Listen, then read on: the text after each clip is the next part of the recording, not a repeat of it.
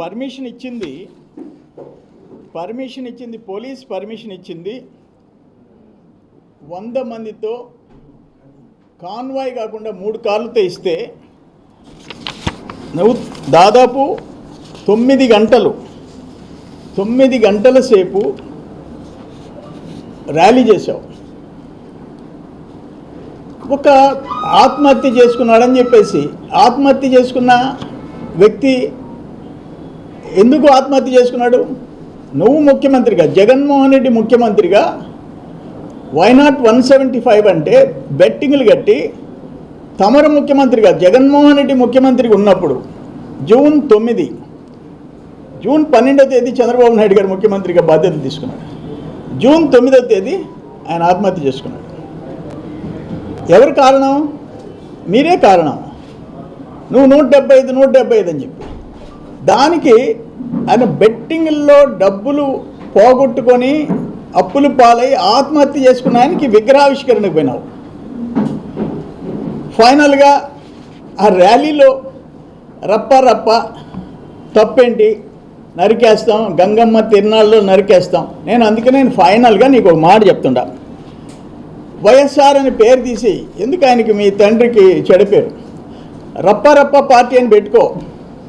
రప్ప party. Fan గుర్తు తీసేయి, గొడ్డలు గుర్తు పెట్టుకో. వాళ్ళు అదే కదా ప్లే కార్డు ప్రదర్శించింది అదే కదా. మీ చిన్నాయన్ని చంపింది గొడ్డలతోనే కదా, మీ సొంత చిన్నాయన్ని, నీ మనుషులు. అందుకని గొడ్డలు గుర్తు పెట్టుకో. ఇంతకంటే ఘోరమైన పాపాలు. ఫర్ ఎగ్జాంపుల్ నిన్న సింగయ్య, అంతకుముందు డాక్టర్ సుధాకర్, డ్రైవర్ సుబ్రహ్మణ్యం, ఉదయగిరి నారాయణ, దుగ్గిరాల కరుణాకర్. ఎంతమంది నీ టైంలో దళితులు ప్రాణాలు కోల్పోయిన వాళ్ళు? మొత్తం దళితులే. సో వాళ్ళెవరిని నువ్వు పరామర్శించవు. ఇక్కడ ఆయన బెట్టింగ్లో డబ్బులు పోగొట్టుకుంటే పోతావు. 9 గంటలు ర్యాలీ చేస్తావు, 1000 మందిని సమీకరిస్తావు, 3 ప్రాణాలు తీసుకున్నావు.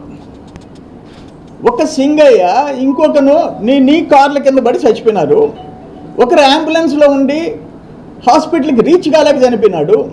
3 ప్రాణాలు పోగొట్టుకున్నారు. నేనేమంటానంటే నేషనల్ ఎస్సీ కమిషన్, జాతీయ ఎస్సీ కమిషన్ ఇది సీరియస్గా తీసుకోవాల్సిన ఇష్యూ కాదా అంటున్నా.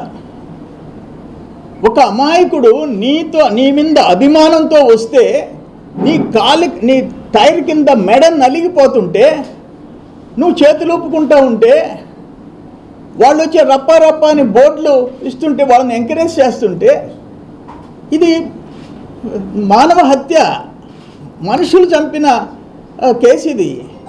ఒక దళితుడిని క్రూరంగా నీ కార్లో మళ్ళీ సీనియర్ లీడర్సు, నీ డ్రైవరు రెడ్డి గారు, మీరు మీ అనుచరులు అట్లీస్ట్ ఆ బాడీని కాళ్ళ మెడ నలిగిపోయింది, బాగా ఇంజూర్ అయినాడు, తీసుకుపోయి ఒక వెహికల్లో తీసుకుపోయి హాస్పిటల్లో చేర్చి మంచి చెడులు చూడాల్సిన బాధ్యత మీకు లేదా? అంత బాధ్యత లేకుండా చెట్ల కింద పారేసేసి నువ్వు ర్యాలీ చేసుకుంటావా? నాకు అర్థం కాల. అక్కడ పోయి విగ్రహావిష్కరణ చేసి నువ్వు ఉపన్యాసాలు ఇస్తుంటే 3 చనిపోయినారు. అందుకని నేషనల్ ఎస్సీ కమిషన్, జాతీయ ఎస్సీ కమిషన్ వెంటనే జోక్యం చేసుకోవాలా, చర్యలు తీసుకోవాలా. ఎస్సీలు ఎస్టీలు ప్రాణాలంటే లెక్క లేకుండా పోయే పరిస్థితి వస్తుంది. జగన్మోహన్ రెడ్డి లాంటి వాళ్ళకి ఆయన గవర్నమెంట్లో ఇప్పుడు ఆయనకంట 90 కిలోమీటర్లు రోప్ పార్టీలు పెట్టలేదంట. 90 కిలోమీటర్లు. ఎన్ని కిలోమీటర్లు పెట్టాలి మీకు? నువ్వు అడిగింది ఏంటి? పర్మిషను. ఆయన పరామర్శకు పోతాను, ఆయన విగ్రహ ఆవిష్కరణ చేస్తాను.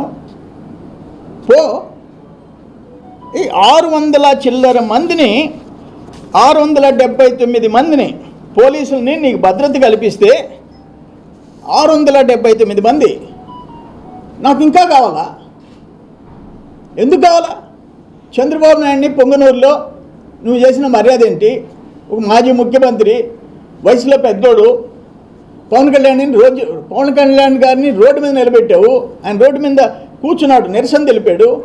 విశాఖపట్నంలో దారుణంగా ఆయన వెనుకుండే వాళ్ళని రాళ్లతో కొట్టించావు. లోకేష్ బాబుని యువగణంలో పెట్టిన హింసలు మాకు తెలుసు. ఆయనంట అందరినీ చాలా బాగా చూసుకున్నాయంట ముఖ్యమంత్రిగా. నువ్వు డైవర్ట్ చేస్తున్నావు. నువ్వు రోజు ప్రభుత్వాన్ని నాకు ప్రాణరక్షణ లేదు, నీకేందో ఊళ్ళో ప్రాణాలు తీసేవాడివి, నీకేందో ఆ ప్రాణరక్షణ?